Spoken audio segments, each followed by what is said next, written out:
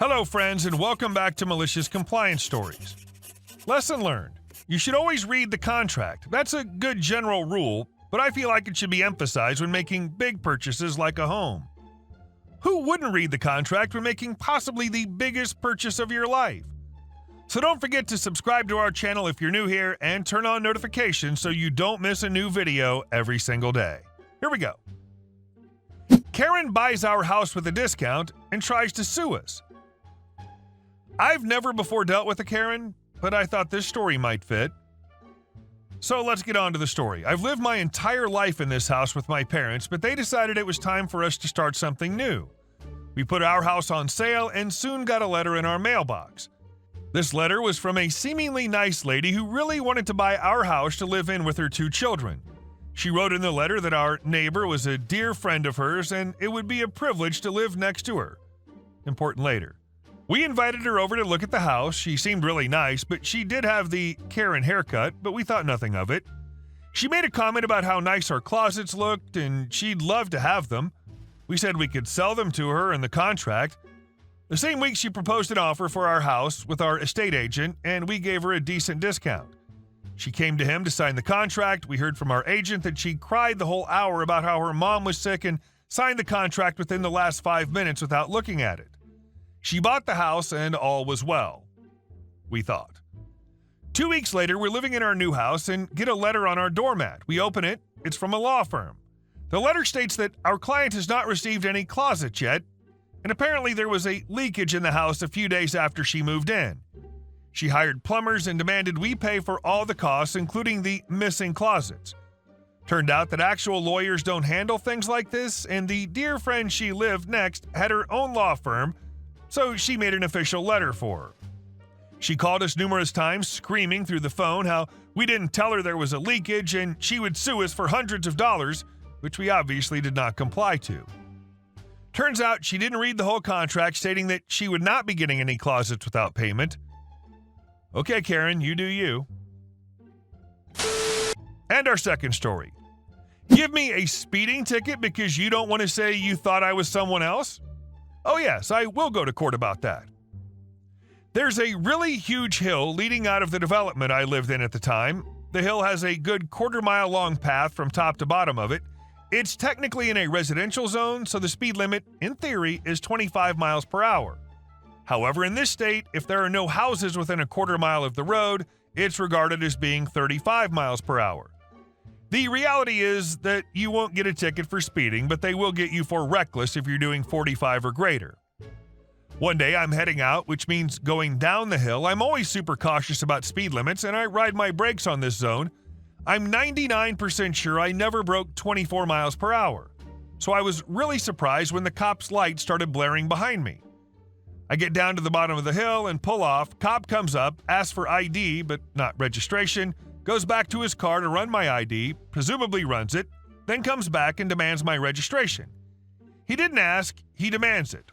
This struck me as odd, but I gave him the registration. He hustles back to his car, but doesn't actually get in, so he can't run anything. He comes back and tells me he clocked me doing 26 and the speed limit is 25. He hands me a ticket and tells me I can either pay the fine online or appear in court on the date on the ticket. Doesn't tell me to sign anything and goes back to his car and leaves. So many things about this screamed that something was wrong with this, so you better believe I actually went to court. So the court date comes up, I have the day off, got my suit cleaned and I got to court. I check in with the secretary and there's no record of my ticket. Now, I could have walked out and there was like a 99.99999% chance nothing would come of it, but I didn't know that then and I didn't want this coming back. So I was told if I wanted to wait, I could see if they could slip me in at the end of the day. Okay, so be it. So Q's sitting in court for the next 9 hours. They managed to slip me in. I hand a copy of the ticket to the officer who hands it to the judge. He opens it and begins reading aloud. Mr. OP, you stand accused of exceeding the speed limit by... He looks at me, looks back at the ticket, looks back at me, looks at the ticket, looks back at me, and says in the single most commanding voice I have ever heard shy of a Marine drill instructor, says, "Get the hell out of this courtroom!" If a judge tells you to leave the courtroom, you do it. So I left and never heard another thing about the ticket. Sort of. A month later, there was a report about a drug dealer being arrested not too far from where I lived at the time, and he drove the same make, model, and color of car as I was driving. I don't know it for a fact, but I think the cop pulled me over thinking he just found the dealer. Found me instead and didn't want to say, "Sorry, I thought you were someone else." So he gave me a bogus ticket expecting me to just try and pay the fine online, be unable to do so, and give up on it. And our next story. Shut the store down to cover your butt? You got it, dude. Okay, another one that's not my MC, but something I witnessed and was affected by. This was back in 2009. I was working in a small town at a Mexican-inspired American fast food restaurant named after a food item and a musical instrument. Decent job. Mostly good people. I'd been there almost 2 years when this event happened. There's a small cast of characters here. OP is me, Sarah, shift manager, Jane, underage coworker, Billy, new assistant manager. When our previous assistant manager left, Sarah was convinced she was getting promoted, but instead they brought in Billy. Sarah was pissed as hell and hated Billy on sight. Now, I didn't think he was all that bad at first, but he quickly revealed one massive glaring flaw. He, a mid-20s male, soon started flirting with and then dating Jane, who was just 16 at the time. Creepy and wrong, and her parents did not like it. So one day, Sarah and myself were working together, doing a 6 p.m. to 2 a.m. closing shift. Around 9 p.m., we got a call from Billy telling us to shut down the store immediately. Naturally, Sarah wanted to know why. Billy just told us to close and that we were not to let anyone in no matter what. Of course, this sounded all wrong to us, and Sarah should have refused or at least called the general manager to ask him if we could close up, but technically, Billy did have the authority to shut down the store. So we, as should be obvious, complied. We locked the doors, did all the closing stuff, and shut down before 10. Sarah even adjusted my clock out so I got paid for my full schedule.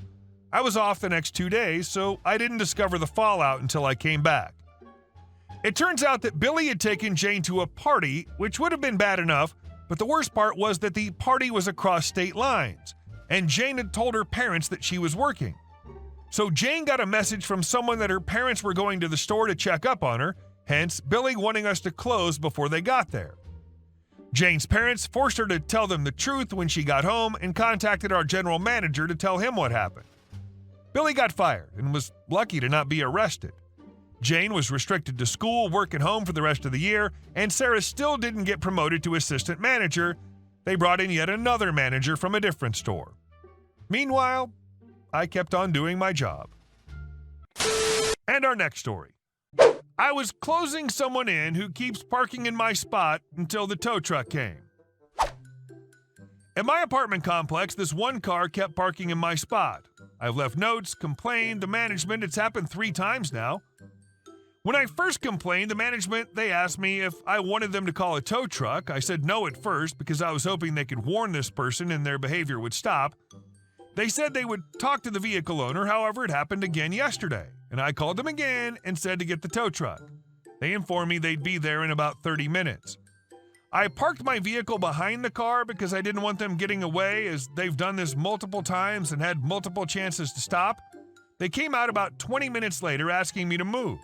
I told them I'd move once the tow truck arrived. They've had multiple chances to stop parking in my spot. Of course, they weren't happy, were cussing, etc., telling me they were only parking for a short period of time and a whole plethora of excuses. I got my car and waited for the tow truck to arrive. I explained to the tow truck driver that this has happened multiple times before, and I brought them in and explained I parked behind them to wait for the truck to arrive. I moved out of the way, the tow truck pulled the person, they'll either tow it, or they can pay the fine, which was a couple $100 on the spot, to the tow truck driver, and he wouldn't tow. The person had to pay the fine to the tow truck guy, and they were on their way. And our last story. The family that had been living in my inherited home for 15 years. So my grandparents died 15 years ago within a month of each other. In the confusion of the estate, burying my grandparents, dividing up the money, and basically all of the issues that involve a large family estate, we somehow missed the fact that someone moved into one of the homes that my grandparents owned. A family of 4 squatters that we missed for well over 10 years because my parents refused to use an estate attorney. They literally said that estate attorneys cost too much. I'll skip the rest of the BS that surrounded me coming to own this property and not know about it, but one mean letter from the state of Texas about property taxes later, and I find out that a squatter had been living on the property that I apparently owned for well over 10 years. Some guy and his family had been living up a life of relative luxury on my property, and I soon came face to face with the ugly reality of squatters' rights. Exactly 90 days ago, this family figuratively disappeared from the home. I go by there every day, and the mailbox was stuffed with mail, the lights were off, and the grass was taller than me. Yesterday, I went out there and found out they had left their dogs chained up when they left as well. I'll leave those details out of it. But I decided to go into the home, not sure if it was legal or not, but my reasoning is this is a property I own and the squatters are now gone. The clothes were all packed up, but all their stuff remains. Computers, gaming consoles, laptops, old cell phones, basically anything that's luxury is still there. But the fridge was cleaned out, left open, and the motor burned out. It basically looks like they packed everything that could fit into their SUV and split town. Update. I spoke with a real estate attorney today and paid him a small retainer. He's researching the property to see if this family actually tried to exert ownership on it. In the meantime, he told me to go to the property and take pictures showing the state of disrepair on the house and the wild grass growing everywhere. Been told not to go inside the house and not to take anything off the property. Simply put, the lawyer was able to find out that they had not gone through the steps for adverse possession. They were undocumented immigrants and therefore never did the full process to gain ownership. According to the lawyer, this means that the property was never not mine.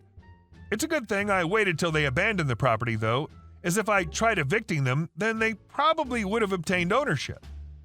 There's still a few things that need to happen before I move into the home, though, paperwork's needing to be filed and such. I didn't pay too much attention to it, but he stated that if all goes well, I'd be able to move in by the end of the month. Technically, I could move in now, but that might generate unnecessary interactions. In the meantime, I have to visibly show ownership of the property as the greedy next-door neighbor has been seen on the property taking amateur surveys and generally making it known he wants free property. In response, I went in, mowed the lawn down with the tractor mower, had a professional crew clean up the dogs, and have started fixing up the outside of the house. I go there every single day now and have been making improvements and fixing things to the property. All recorded on GoPro. The lawyer states that the video will likely be useless as that man would have to move in and stay there for 10 years to get it for free. He recommended I put up some private property signs around the property, which I have. So all in all, a very good outlook for my home. Plan to move in by the end of the month. Hey guys, thank you all for watching the video. I'll see you in the next one.